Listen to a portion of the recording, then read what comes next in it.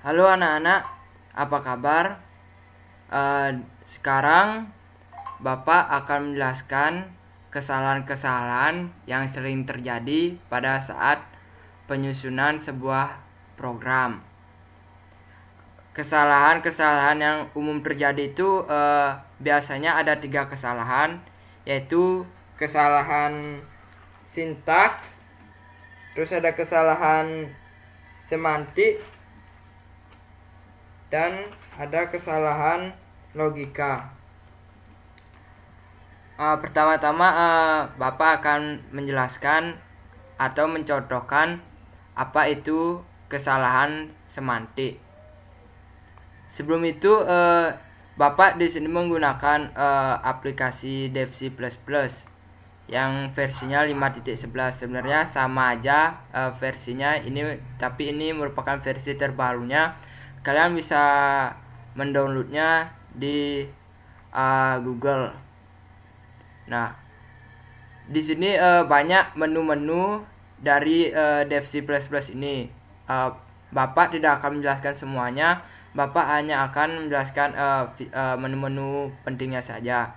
Yang pertama adalah di sini ada menu new. New ini berfungsi untuk membuat project baru. Kemudian ada menu open.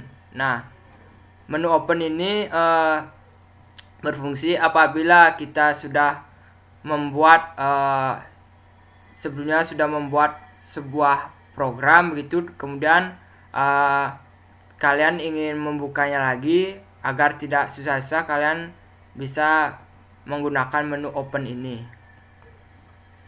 Kemudian ada menu save, ada menu save as, kemudian ada menu. Nah, di sini ada 2 menu penting, yaitu menu compile dan run.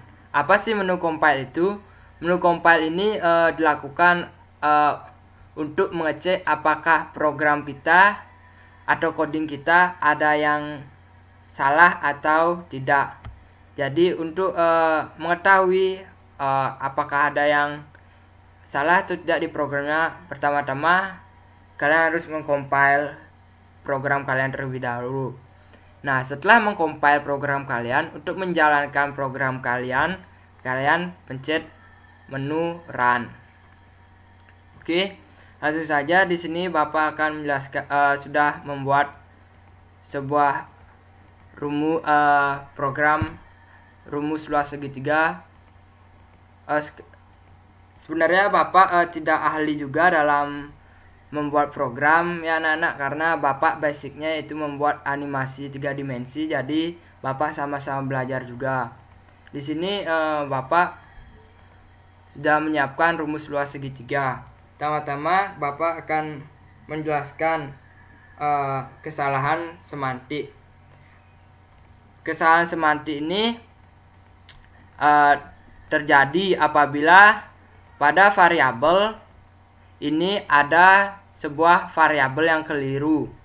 Variabel itu ini t, a, dan luas ini namanya variabel. Nah, Bapak akan contohkan apabila di sini Bapak ganti t begitu. Kemudian Bapak compile. Nah, maka akan terjadi error karena variabel t ini belum dideskripsikan di bagian atasnya.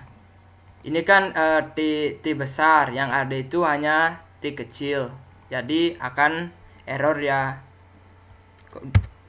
Jika Bapak isi dengan t kecil, kemudian Bapak compile, baru dia tidak error. Nih, tidak ada error. Kemudian coba Bapak jalankan programnya, run. Nah, masukkan alas, coba alasnya 50, 30. Nah, sudah benar ya anak-anak, karena untuk mencari atau rumus luas segitiga itu setengah dikali alas dikali tinggi, jadi hasilnya ini 750. Oke, untuk kesalahan yang kedua itu ada kesalahan yang namanya kesalahan sintaks. Apa sih kesalahan sintaks itu, atau apa sih sintaks itu?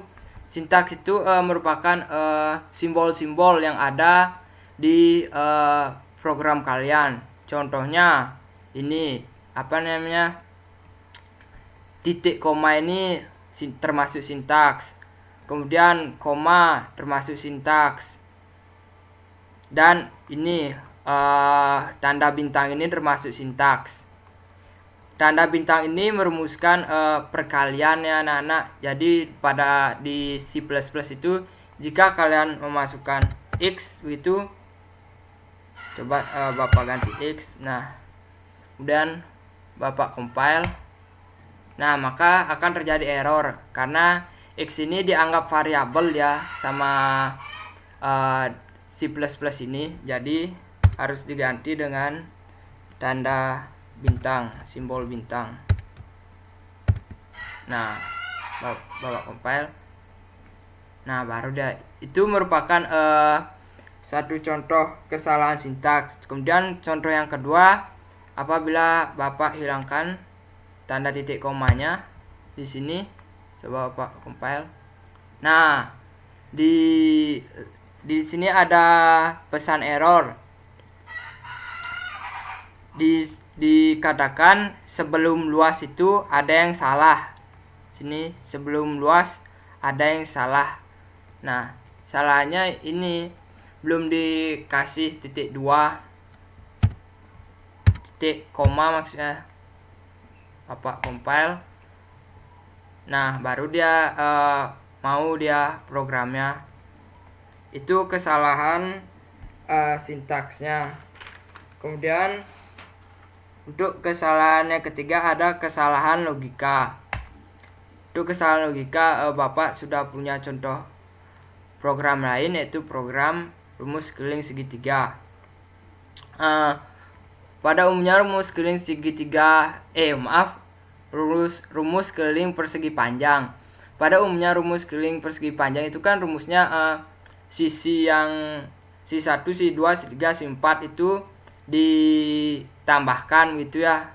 Nah, di sini Bapak menggunakan atau menulis variabel sisi vertikal dan sisi horizontal gitu. Nah, kemudian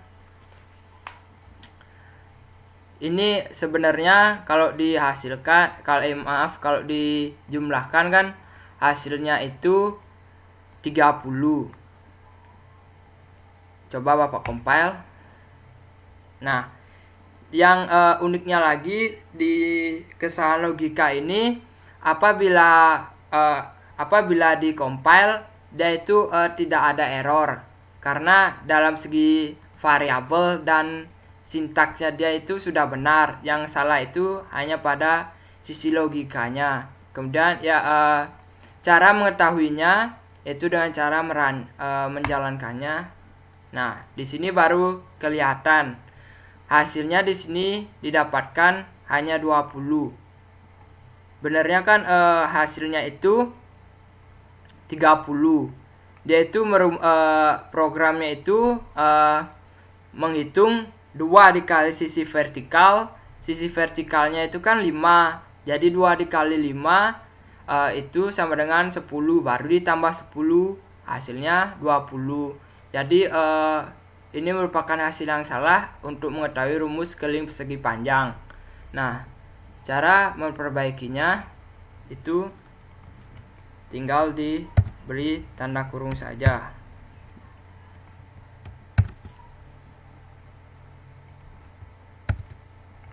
Nah, seperti ini. Ini memiliki logika atau makna yang berbeda. Jika seperti ini maknanya 2 dikali sisi vertikal baru 2 dikali sisi horizontal. Kemudian hasilnya tersebut baru ya dijumlahkan begitu.